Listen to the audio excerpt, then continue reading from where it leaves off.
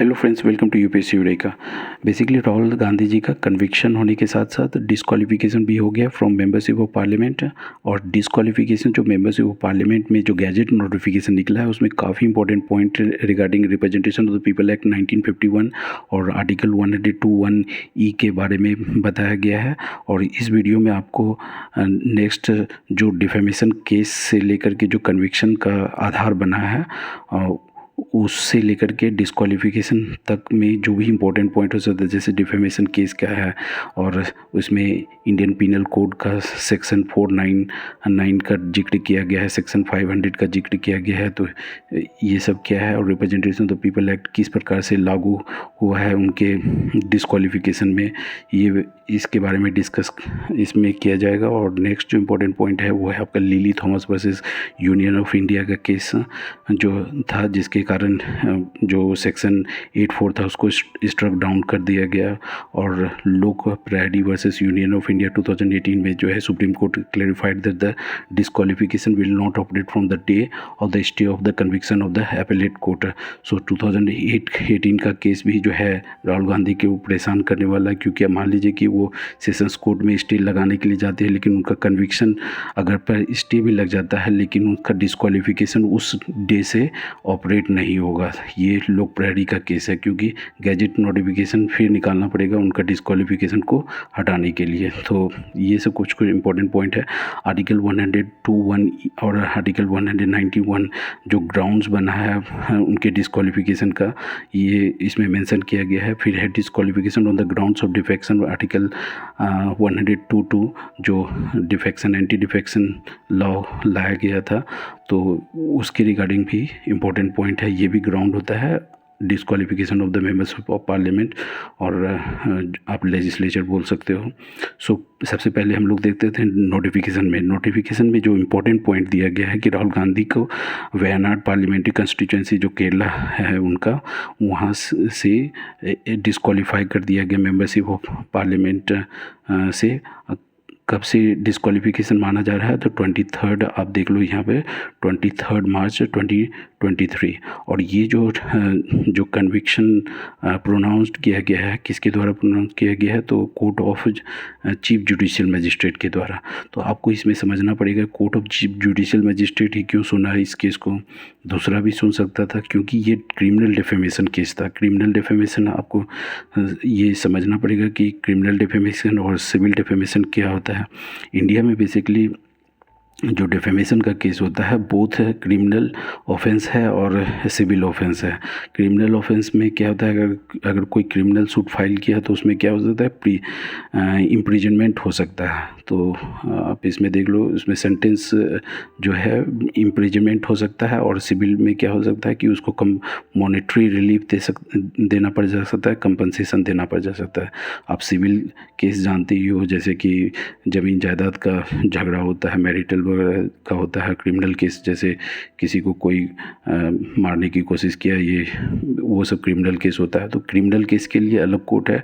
आपका criminal case सबसे lowest court जो हो सकता है वहाँ पर गुजरात में, वो बेसिकली कौन सा कोर्ट था, तो ये आपका चीफ जुडिशियल कोर्ट था, चीफ जुडिशियल कोर्ट था। और उसी के चीफ जुडिशियल मजिस्ट्रेट ने इसको प्रोनाउंस किया। उसके पैरेलल जो कोर्ट था वहाँ पर सिविल केस के लिए वो सबऑर्डिनेट कोर्ट था। और उसके ऊपर जो कोर्ट था डिस्ट्रिक्ट कोर्ट था, और डिस्ट्रिक्ट कोर्ट के पैरेलल सेशंस कोर्ट है। और सेशंस कोर्ट में ही राहुल गांधी को स्टे लगाने के लिए अपील करना पड़ेगा।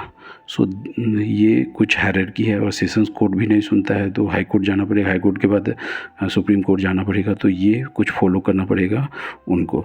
सबसे पहले हम लोग देखते हैं डिफेमेशन का केस जो है वो क्या है।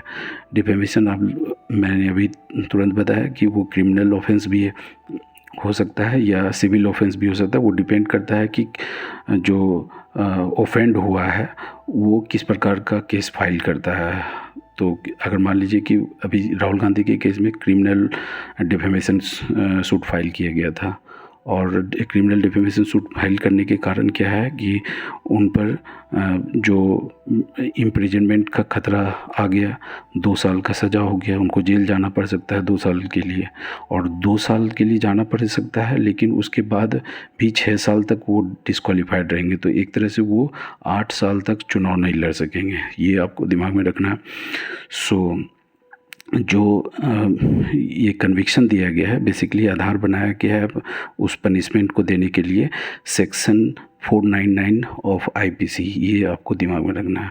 सो ये बेसिकली डिफ़ाइन करता है कि डिफेमेशन क्या होता है, इसको डिफ़ाइन करता है। और section 500 of IPC Indian penal code ये पनिशमेंट ऑफ डिफेमेशन को बताता है कि कितना पनिशमेंट हो सकता है, किस प्रकार का पनिशमेंट हो सकता है। तो जैसे इसमें बताया गया है कि section 500 of IPC Rahul Gandhi को जो पनिश किया गया है, punished with the simple imprisonment for a term which may be extended to 2 years, maximum 2 years हो सकता है, विथ फाइन और विथ बोथ, दोनों के साथ हो सकता है। तो राहुल गांधी जी को क्या मिला है, the maximum possible punishment under this section is 2 years, 2 साल का punishment, maximum punishment Rahul Gandhi ji को मिल गया है। सो राहुल गांधी जी को जो पनिशमेंट मिला है 2 साल का, उसके बाद भी वो 6 साल अगर मान लो कि वो आज से स्टार्ट हुआ तो 2 साल तक, तो मान लो उनको उनका जेल का टर्म होगा, जेल का टर्म पूरा होने के बाद भी 6 साल तक वो चुनाव नहीं लड़ पाएंगे। तो एक तरह से 8 साल के लिए वो पॉलिटिक्स से बाहर हो गए।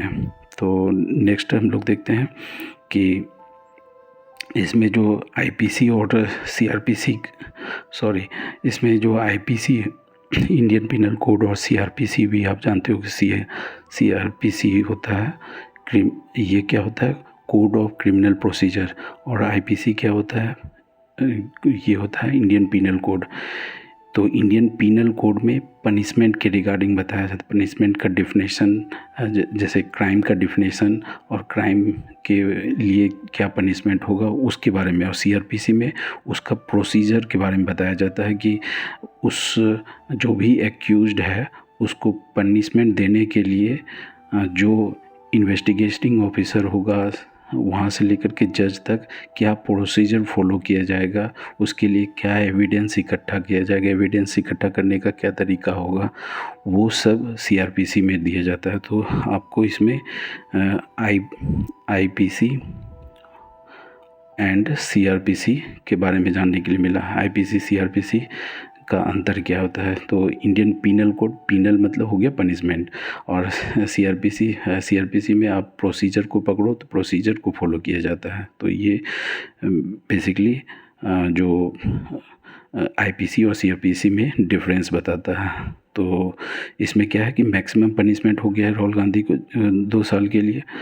अब आईपीसी और सीआरपीसी में आप ये भी देख सकते हो कि जो उसका ओरिजिन था वो मैकॉले था, उसी के समय से ओरिजिन हुआ था, और उस समय शायद ये आपके जो लॉर्ड कौन थे, कैनिंग थे, हाँ वाइसरॉय कैनिंग थे, वो उसी के समय से आईपीसी सीआरपीसी वगैरह इंट्रोड्यूस किया गया है। तो ये कुछ इंपॉर्टेंट पॉइंट है जो हिस्ट्री से भी आप जोड़ सकते हो, ठीक है। इसको भी ये नोट कर लेना है कि आईपीसी और सीआरपीसी कब इंट्रोड्यूस किया गया था इंडिया में, कॉलोनियल लॉ ही है, ठीक है। सो नेक्स्ट पॉइंट आपके लिए इम्पोर्टेंट है, वो है रिप्रेजेंटेशन ऑफ पीपल एक्ट 1951। इसमें क्या है कि पार्ट 15 में under article 327 of constitution of India, representation of people act में ये मेंशन किया गया है कि इंडिया में जो भी इलेक्शन होगा वो किस प्रकार से किया जाएगा, उसका क्या रूल्स वगैरह होगा। तो उसमें जैसे कि वाइस प्रेसिडेंट का इलेक्शन होगा तो कैसे होगा, या वाइस प्रेसिडेंट का डिस्क्वालिफिकेशन या कोई भी कंट्रोवर्सी हो गया है इलेक्शन के रिगार्डिंग, तो उसका कौन देखेगा? तो पूरा जो इलेक्शन का रूल्स वगैरह और उसके लिए प्रोविजंस जो बनाता है वो representation of the people act 1951 के तहत ही होता है। उसी को election commission of India implement करती है। तो एक तरह से इलेक्शन कमीशन ऑफ इंडिया क्या हो गई, उसको रेगुलेट करने वाली बॉडी हो गई। लेकिन रूल बनाने के लिए कौन है? Representation of people act 19। और जानते हो क्या, पार्लियामेंट ही रूल बनाती है और रूल को इम्प्लीमेंट करेगा इलेक्शन कमीशन ऑफ इंडिया। इसलिए इसमें कंफ्यूज नहीं होना है कि इलेक्शन से रिगार्डिंग है तो इलेक्शन कमीशन ऑफ इंडिया नहीं। यहाँ पर representation of people of act 1951 काफ़ी इंपॉर्टेंट है, क्योंकि this basically makes provisions for the conduct of elections in India. जो भी इलेक्शन होता है मेंबर ऑफ पार्लियामेंट का या फिर एमपीज़ वगैरह का, उसके रिगार्डिंग जो भी रूल्स वगैरह बनेगा तो उसका प्रोविजंस को इंक्लूड किया गया है representation of people of act 1951 में। समझ गए? तो ये काफ़ी इम्पोर्टेंट एक्ट है। उसी में सेक्शन 83 में ये चीज़ दिया गया है। ये जो 2 साल का प्रोनाउंसमेंट हुआ कन्विक्शन का राहुल गांधी का, उसी में सेक्शन 83 में ये चीज़ दिया गया है कि a person convicted of any offence and sentence to imprisonment for not less than 2 years shall be disqualified from the date of such conviction and shall continue to be disqualified for a further period of 6 years since his release. तो ये इसमें ये दिया गया कि section 83 में कि कोई भी पर्सन अगर 2 या 2 साल से अधिक के लिए कन्विक्ट हो जाता है तो वो डिसक्वालीफाइड हो जाएगा from the date of conviction. So जैसे कि इसमें गैजेट नोटिफिकेशन निकला है, आपका देख लो, गैजेट नोटिफिकेशन निकला है 24 मार्च को, लेकिन उनका जो डिसक्वालिफिकेशन हो रहा है 23 मार्च से ही। सो पूरा रूल को फॉलो किया गया है। सो ये इसी के तहत हुआ है, क्योंकि इसी में ये मेंशन किया गया है रिप्रेजेंटेशन ऑफ पीपल एक्ट 1951 के सेक्शन 83 में मेंशन किया गया है कि 2 या 2 साल से अधिक के लिए अगर किसी को पनिशमेंट मिल जाता है या कन्विक्ट हो जाता है तो क्या है कि कन्विक्ट हो जाता है तो क्या है कि उसका disqualified from the date of the conviction माना जाएगा और वो जेल के टर्म तक तो डिसक्वालीफाइड रहेगा ही, और वो कंटिन्यू रहेगा फॉर फर्दर 6 years के लिए। मतलब नेक्स्ट 6 years, एक तरह से 8 साल के लिए राहुल गांधी के केस में हो गए हैं। राहुल गांधी डिसक्वालीफाइड है अभी का जो स्थिति है। सो इसी के regarding representation of people act 1951 में सेक्शन 4 जो पहले था उसी में लिली थॉमस का केस इम्पोर्टेंट हो जाता है, क्योंकि पहले ये सेक्शन 4 क्या बोलता था कि कोई भी डिसक्वालीफाइड अगर हो जाता है लोअर कोर्ट से तो उनको 3 महीने तक के लिए डिसक्वालीफाइड नहीं किया जाएगा पार्लियामेंट से, और उनको एक तरह से छूट रहेगा 3 महीने के लिए अपील करने के लिए हायर कोर्ट में, और स्टे लगाने के लिए ये सब छूट रहेगा 3 महीने तक के लिए। तो इसमें दिया गया है कि under the representation act people act section 84 states that the disqualification takes effect only after 3 months have elapsed from the date of conviction. Within that period, lawmakers could file an appeal against the sentence before the High Court. So इसी को struck down कर दिया है supreme court ने, कर दिया था supreme court ने 2013 में lily Thomas versus union of India.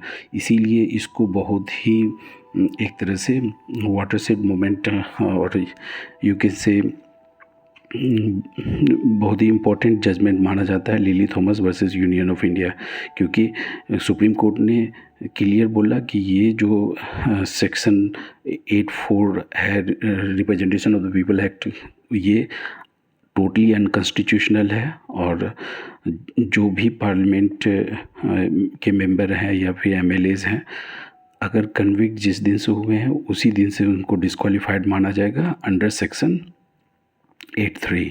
So lily Thomas versus of union of India किस बात के लिए जाना जाता है, क्योंकि इसी केस में सेक्शन 84A ऑफ जो रिप्रेजेंटेशन ऑफ पीपल एक्ट 1951 को स्ट्रक डाउन कर दिया गया था और उनको अनकॉन्स्टिट्यूशनल बताया गया था।